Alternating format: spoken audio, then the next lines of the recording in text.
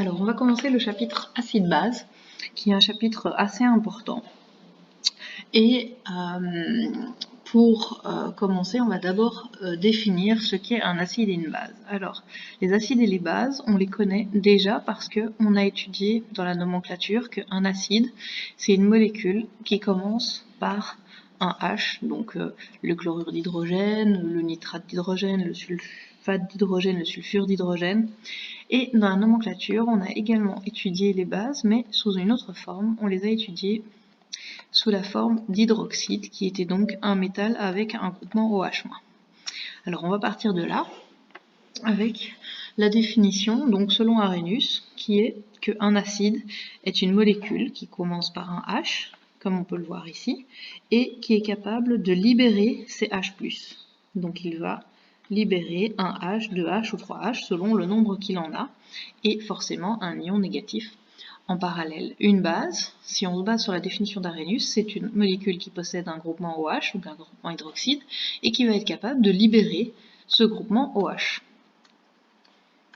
Donc ici, parce qu'il a un groupement OH, et donc ils en libèrent une certaine quantité en fonction du nombre de OH qu'ils ont. Eh bien, on s'est rendu compte que cette définition, elle fonctionnait pour un grand nombre d'acides et de bases, mais que par contre, elle avait une limite pour certaines bases, comme le NH3, et donc qu'on ne pouvait pas expliquer avec la structure d'un hydroxyde MOH. Alors pourquoi? Parce qu'on s'est rendu compte que le NH3, si vous vous rappelez qu'on dessine comme ça, est une base, donc elle a les propriétés d'une base, mais que par contre, il ne porte pas du tout de OH-. Et donc, on a redéfini la notion d'acide et de base. Alors la notion d'acide, elle n'a pas changé, c'est toujours une molécule qui a un H et qui va le libérer, ici. Mais par contre, la notion d'acide a changé, et donc la notion de base, pardon, a changé, et c'est donc soit une molécule qui a un OH- et qui va le libérer, soit une molécule qui possède un doublet et qui va être capable d'attraper le H+. Donc on a redéfini la notion de base comme étant une molécule capable d'attraper un H+. On a donc, alors si on développe la réaction du NaOH avec le H+, on a le NaOH qu'on met dans l'eau qui donne Na++ plus OH-, et le H+, donc qu'on a fait réagir avec, qui vont former ici une molécule d'eau. Alors on peut donc écrire qu'on a un acide, HA, qui va se transformer en ayant libéré un H+, en A-, et si le HA est défini comme étant l'acide, vous voyez apparaître ici une flèche qu'on appelle une flèche d'un système qui est à l'équilibre, et un système à l'équilibre, ça veut dire que la réaction va à la fois vers la droite et vers la gauche. Et donc, une fois que l'acide a libéré son H+, il se transforme en un A-, et ce A-, il est capable de refaire la même chose, et donc de prélever un H+ dans le milieu et de se retransformer en HA. Ça veut donc dire que le HA est un acide et il se transforme en une base. Cette base, on l'appelle base conjuguée qui est à droite de la flèche. Donc le conjugué veut juste dire que c'est ce qu'on a obtenu à partir de quelque chose. Et donc l'acide qu'on a à la base se transforme en une base conjuguée et la base va faire la même chose. Et il apparaît ce système à l'équilibre, c'est-à-dire une flèche qui dit que la réaction va à la fois dans un sens et à la fois dans l'autre. Et on voit apparaître du coup dans toutes les réactions acide-base, on va avoir apparition d'un couple qu'on appelle couple acide-base, qui s'écrit toujours avec l'acide d'abord et puis la base. Et donc ici le couple va être HA l'acide, A-. Ça, c'est si on a un acide. Si on a une base, alors on va mettre l'acide ici entre parenthèses parce que c'est un acide organique et qu'on ne les a pas vus. Si on a une base, la définition d'une base, c'est une molécule qui va capter un H+, et qui va donc se transformer en BH+. Ici, on a donc la base, on lui ajoute un H, donc elle devient BH, c'est un H+, donc le BH va devenir chargé plus, vu que vous savez que en chimie, il faut les mêmes charges à droite et à gauche de la flèche. Donc ça, c'est une base. Et le BH+, lui, eh bien, il est capable de faire l'inverse, c'est-à-dire de se retransformer en B et en H+. Donc ça veut dire que le BH+, lui, c'est un acide, et comme il est à droite de la flèche, on va dire que c'est un acide conjugué. On a donc un couple ici, qu'on écrit dans le sens acide-base. Alors, qui est entre B et BH plus l'acide? C'est facile à déterminer. Celui qui est l'acide des deux, c'est celui qui a le plus de H. Donc, le couple ici, c'est BH plus / B. Et on a donc une base qui se transforme en acide conjugué après avoir pris un hydrogène et un acide qui se transforme en base conjuguée après avoir libéré son hydrogène. Donc ça veut dire que si on résume ce qu'il faut savoir, on a un acide qui est un donneur de H+, une base qui est un capteur de H+, et un acide se transforme en une base, et une base se transforme en un acide, et ils sont impliqués dans des couples acide-base où on écrit toujours l'acide d'abord, et puis la base. Alors si on regarde H2O, eh bien H2O c'est un peu particulier parce que H2O, la molécule d'H2O, elle possède des doublets, donc elle est capable d'attraper des H+, et elle possède aussi des hydrogènes, donc elle va être capable d'en donner. Et donc on a H2O plus H+, qui va donner du H3O+, et on a aussi H2O qui va pouvoir donner un H+, et un OH-. Donc ceci, c'est la fonction basique de l'eau. Ceci, c'est la fonction acide de l'eau. Basique, capture d'un H+, acide, libération d'un H+. C'est donc ce qu'on appelle une espèce amphotère ou un ampholyte, c'est-à-dire une molécule qui peut se comporter à la fois comme une base et comme un acide. L'eau est un ampholyte, c'est pas le seul. Le NH3 qu'on a vu ici, eh bien, il peut faire la même chose aussi. Pourquoi? Parce que NH3 a un doublet, donc il peut prendre un H+, et se transformer en NH4+, c'est ce qui est mis ici, mais il a aussi des H, et donc NH3 est capable de donner un H+, et de se transformer en un NH2-. Le NH3 est aussi un caractère, une molécule qui est ampholyte. Donc l'eau va participer à deux couples acide-base. On a le premier couple qui fait intervenir H3O+/ H2O et le deuxième qui fait intervenir H2O et OH-. Et donc une réaction acide-base, c'est une réaction qui a lieu entre un acide et une base. Et donc l'acide va donner son H+ à la base et va se transformer en une base conjuguée, alors que la base va capter un H+ et se transformer en un acide. C'est ce qui se passe par exemple dans l'estomac. Dans l'estomac, quand on a trop d'acidité et qu'on prend du Gaviscon, eh bien le Gaviscon c'est un antiacide. C'est donc une molécule basique qui va faire que les H++ plus le Gaviscon vont diminuer l'acidité de l'estomac.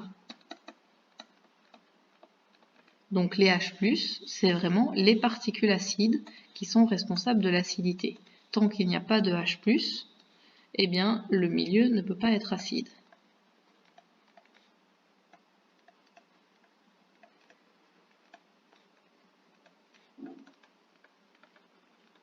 Et donc pour pouvoir diminuer l'acidité qu'il y a dans un milieu, on va utiliser des bases pour réagir avec les H+, et du coup, les H+, vont disparaître.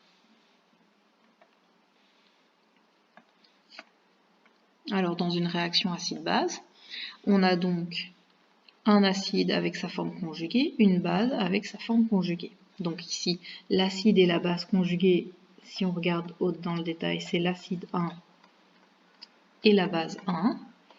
Et dans la base et l'acide conjugué, c'est la base 2 et l'acide 2. Si vous préférez les couleurs, l'acide et la base conjuguée, c'est HA et A-, alors que la base et l'acide conjugué, c'est B et BH+. Alors, premier exercice, trouver les couples acide-base. Donc je vous rappelle que pour trouver un couple acide-base, il faut avoir l'acide et la base conjuguée ou la base et l'acide conjugué et les classer dans le bon ordre, acide/base conjuguée, et que pour pouvoir savoir lequel est l'acide, quand parfois c'est un petit peu douteux, vous prenez celui qui a le plus de H. Donc vous vous mettez en pause pour faire l'exercice et puis vous rallumez pour voir si c'est juste. Donc ici, on a quelque chose qui libère un H+, donc lui c'est l'acide, et il se transforme en base conjuguée, donc on a le couple H2SO4 / HSO4-. Ici, celui qui a le H c'est HF, et celui qui ne l'a pas c'est F-, donc HF, F-. HClO, ClO-, et alors ici c'est un petit peu particulier, parce que, donc on n'a pas vu les acides organiques, mais donc ceci c'est la fonction acide carboxylique.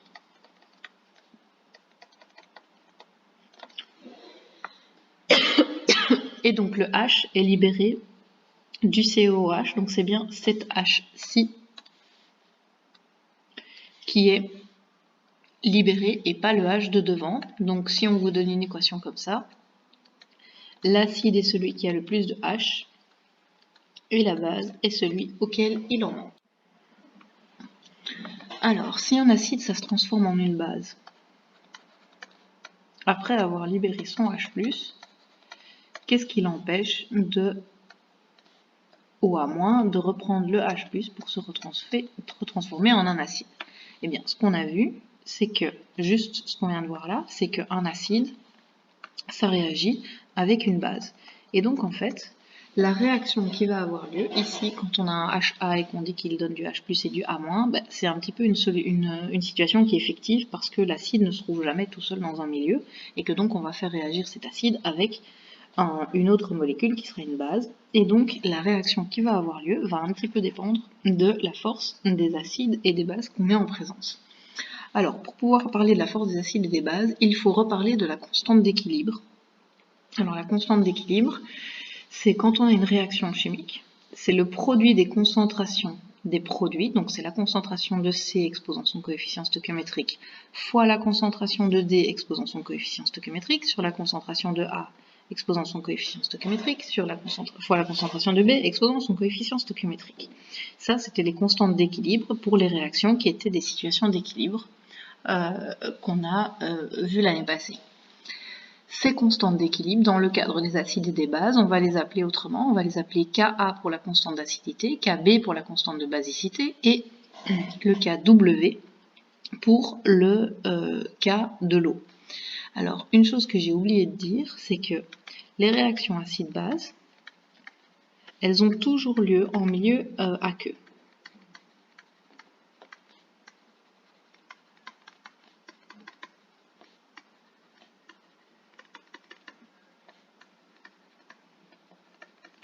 Et donc, quand on écrit les molécules, certains écrivent les réactions avec la molécule d'eau, et donc on va avoir des H3O+, ou alors certains peuvent écrire la réaction sans la molécule d'eau qui est dans le milieu, et on va écrire H++ A-. Si vous regardez ces deux réactions-là, elles veulent dire la même chose, et surtout, qu'on écrive H+, ou qu'on écrive H3O+, c'est la même chose.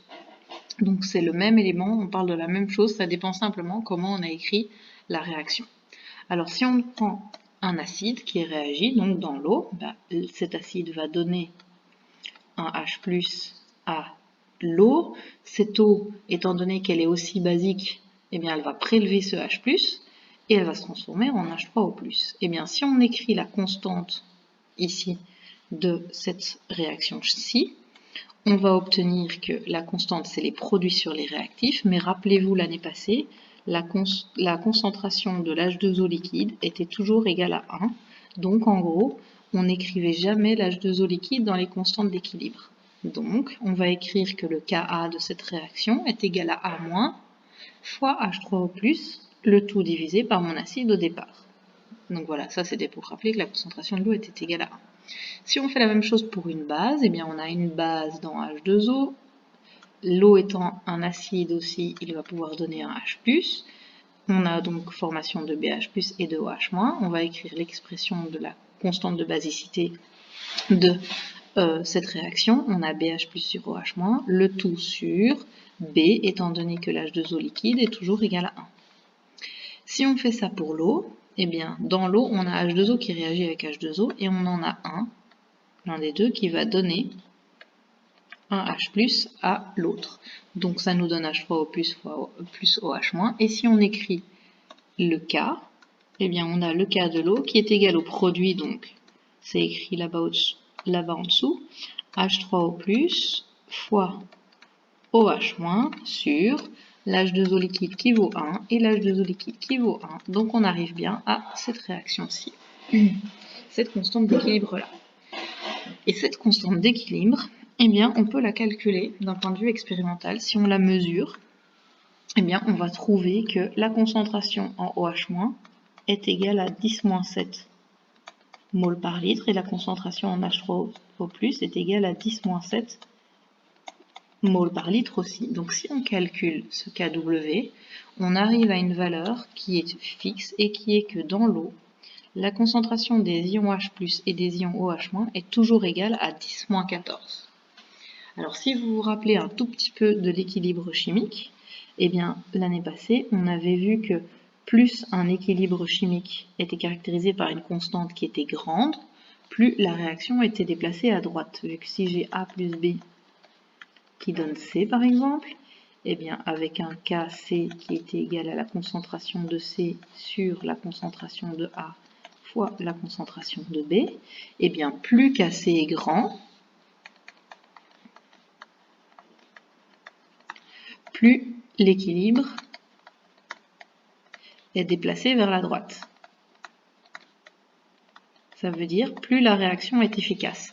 Et bien ici, si vous regardez, en fait, le K de l'eau, il est très très petit, 10-14, et donc ça veut bien dire que l'eau, elle a tendance à être neutre, parce que 10-14, ça veut dire en fait que si vous retournez à l'équation qui est à la page d'avant, mon équation ici, elle est très très peu déplacée vers la droite, donc en fait l'eau, dans votre bouteille d'eau, on a de l'eau, on a des H3O+, et des OH-, mais des H3O+, et des OH-, on en a très très peu.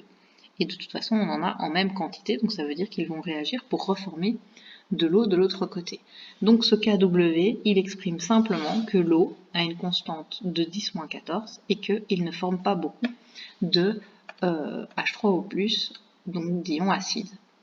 Maintenant, si on regarde pour une même molécule, alors attention, le A-, je ne sais pas pourquoi j'ai écrit AH plutôt que HA, donc on va le réécrire dans le bon ordre pour perturber personne, donc ça c'est HA, donc un acide, ça libère un A- et un H+, et donc sa constante d'équilibre à cet acide c'est A- plus H+ sur HA.